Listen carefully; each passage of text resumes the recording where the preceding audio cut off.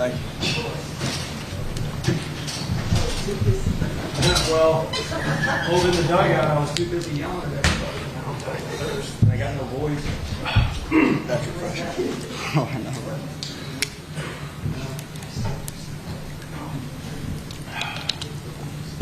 Double? Yeah, I'm hurt. Supposed to be on a 8 a.m. recruiting flight. Hopefully that game was the recruiting. And for the winners of the 2023 Hattiesburg Super Regional, the Tennessee Volunteers, we have Coach Tony Vitello, third baseman Zane Denton, and starting pitcher Drew Beam. Coach, if you'll just kind of give an opening statement just to get things started. Probably three things come to mind. The first thing is the guy to the right of me. I mentioned it in the outfield. There's so much you want to say, but everyone is kind of acting a fool, so I just jump in on that. But we were a little short last year from going to the World Series. And the thing that was missing in my mind and was very painful for me the rest of the summer, I can handle a loss. The other coaches can handle a loss. It was an epic year, but it was a weird weekend, and this guy never had the ball in his hand. And this was certainly a strange weekend as well. But seeing him out there throwing and just knowing, we met as coaches today, and I told them all when we were done, you want to know why I'm fine with no matter what happens tonight is we get to see him throw. Then the other thing was, I wish we could have done this in Knoxville in front of our fans because they've meant a lot to us. But it's a challenge to win in the postseason, and we had to go do it on the road. No one wants to hear it, but there's a lot of difficult circumstances this group overcome, and I'm proud of it. And then the third thing is just Coach Barry. So if it's us or whoever wins a national championship, we'll throw a party in Knoxville, or congrats to whoever else it is. But that's the definition of a champion, that guy. You can ask anyone that's played for him, anyone that's been around him, and anyone that's competed against him.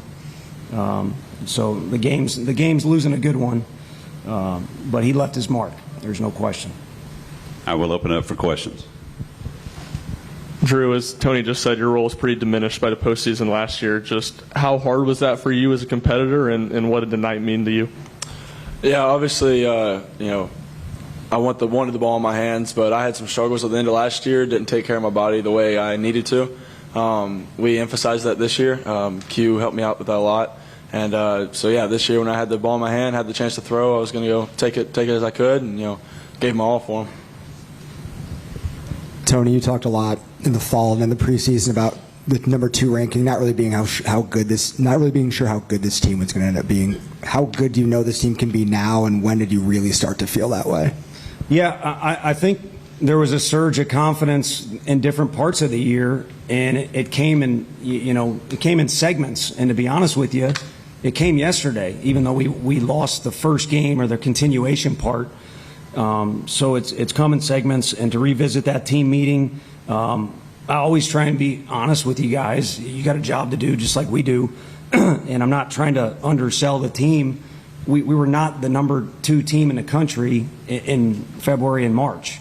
But the comment was we very well could be that team, and obviously you'd like to be one better. And I hope these guys don't punch me, but I don't think we're that either yet. But the whole idea was understand this group could be, kind of carve our own way out by being a team that consistently makes progress and figures things out. And that's what they've done. And it's been a challenge. And about halfway through the year, they took ownership of the team, the players that is, and they've continued to push forward. And they got room to continue to do that. Drew, second week in a row, it looks like you've been in total control out there of the game. What was working well for you tonight, and how difficult was it for you during the rain delays and the delays to, I guess, did that affect your preparation at all on the game day? What worked well for me tonight, curveball was spinning good, had the changeup, had the command of the pitches early. We worked work counts differently, worked guys backwards. Coach A had a great pitching plan going into the game, so we knew how to attack all the hitters, figured out the first 2 days. Getting to watch that, helps out a lot. So, we just had a good game plan, and then the rain delays really didn't affect. I was just ready to get the ball in my hands, so just sat around, just waited for that call and waited for the time that we were going to start, and I was excited when we got the chance to go. Is this the first time you've ever thrown under the lights? For us? First time this season, it was last year. First, actual real night game because SEC tournament against Kentucky, I guess. But it was dust. Sorry. Your stepbrothers. Fair enough. How about we interview you? Sorry. Yeah. Tony, Chase obviously showed a lot of emotion after getting out of that first inning. He was on the mound. Can you just talk about that moment and then also what he's meant to the team out of the bullpen? Yeah, it was incredible. The moment before it was pretty special. It's, you got to have a lot of conversations in the dugout. He's at 100 pitches. I don't want to speak for them. I'd like to think they don't want us to take him out of the game. That's one way to think of it. But he's also earned the right to take ownership of the game. So we sent him back out, 2 Sinai singles, and he gave me the stiff arm, but he doesn't throw 100 like Burnsy. So we took him out, and that Combs deal, man, was incredible. It was incredible. First of all, it gave us time to get Chase hot because we wanted, Chase came to the park saying he could get us 3 to 6 outs. And he threw for us last night, so we wanted him to finish the game, basically come in maybe the middle of the 8th and finish the thing. But you could see things starting to develop. I couldn't find Burns. If he was here, you'd be able to ask him where he was. But I couldn't find him because I saw Dickerson coming up in the lineup. And I shook his hand out there. I love our players, but that guy is a butt kicker, to keep it PG-13. He's a special guy. I hope they remember him forever around here, and they might get to watch him on TV in the big leagues. So with him coming up, I thought that was going to be a swing moment in the game, so why not go to the big dog right there? And that emotion he shows is reminiscent of what took place earlier on an SEC weekend for us, and it helped swing this whole season. It gave the guys a rallying point. It gave other teams something to fear at the end of the game, and he did it again, and it was pretty special. And it lifted our guys and gave our guys confidence that we had ownership of the game. Sorry, I sound like Tom Izzo. A lot fewer wins than that guy, but you sound like him.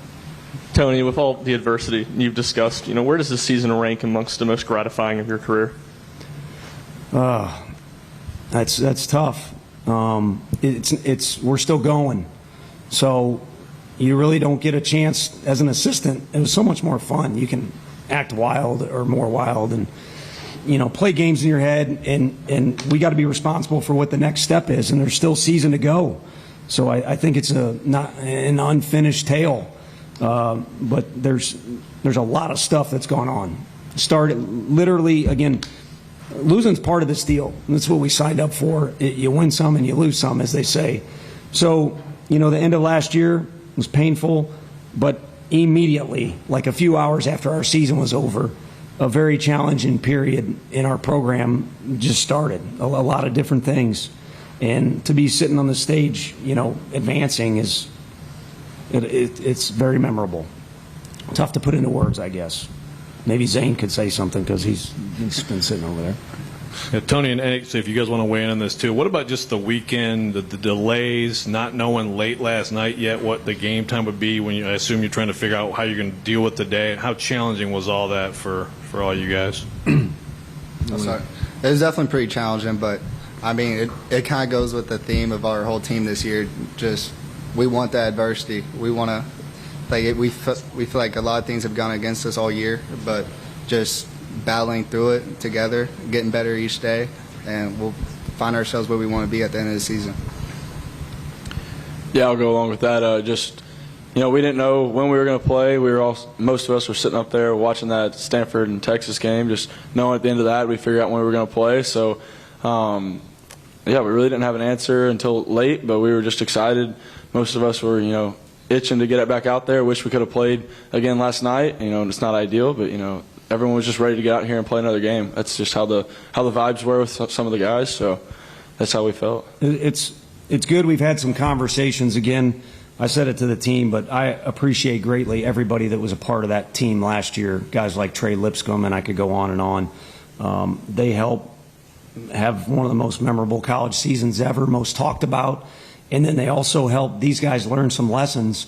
And when you advance to Hoover and beyond, you're still playing baseball, but there's other games you have to play. And that's one of them, is managing time and itineraries and things like that.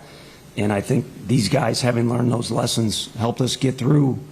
You're already playing a hell of a team, but then there's other stuff that goes on. And there's some friendly things being said at the stands at all of us. There's a lot to take on, but that's part of the deal.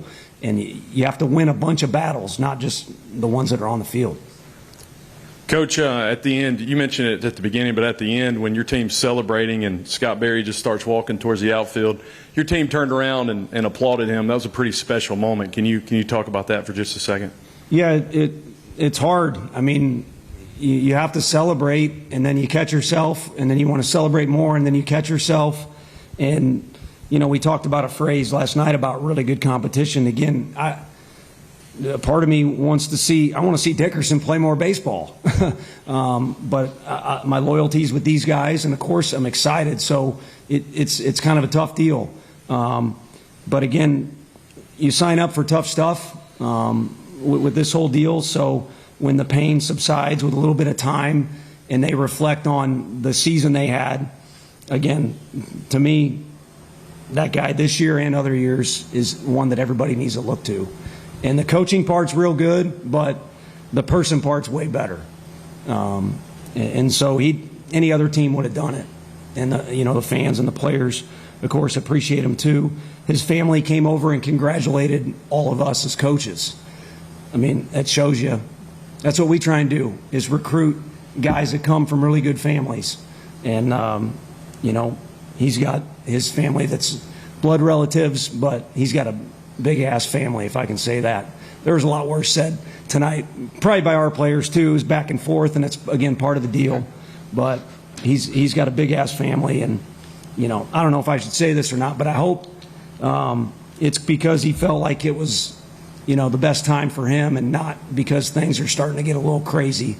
But not my place to speak for him, just my spot to applaud him and try and imitate him. You got no chance, but try and imitate him. He's a lot more of a man's man than I am, I think. All right, final two questions right here. Yeah, for Zay and Andrew, how have you guys seen Tony adapt and adjust to coaching you guys this year? And I guess he's kind of been guardrails through those kind of adverse moments throughout the season. You can lead us off, sir.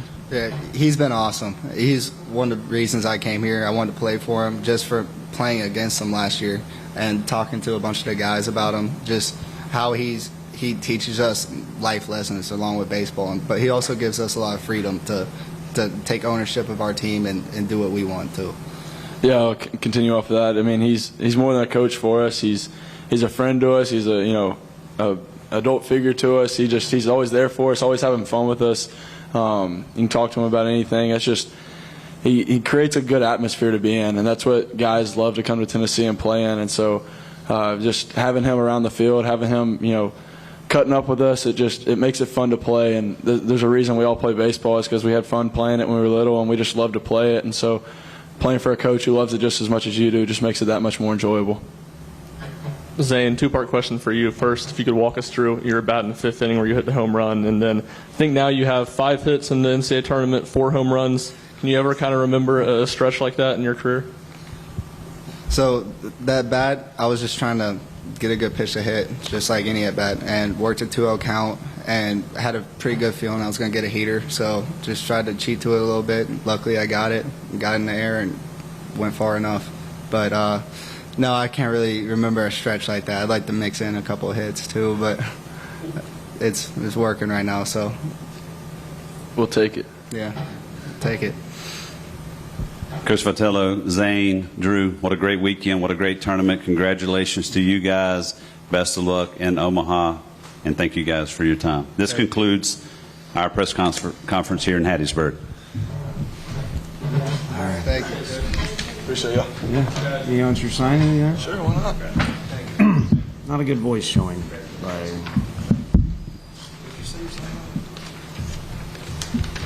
Did you say you signed the book? What? Tom Izzo? You don't know who that is? I didn't hear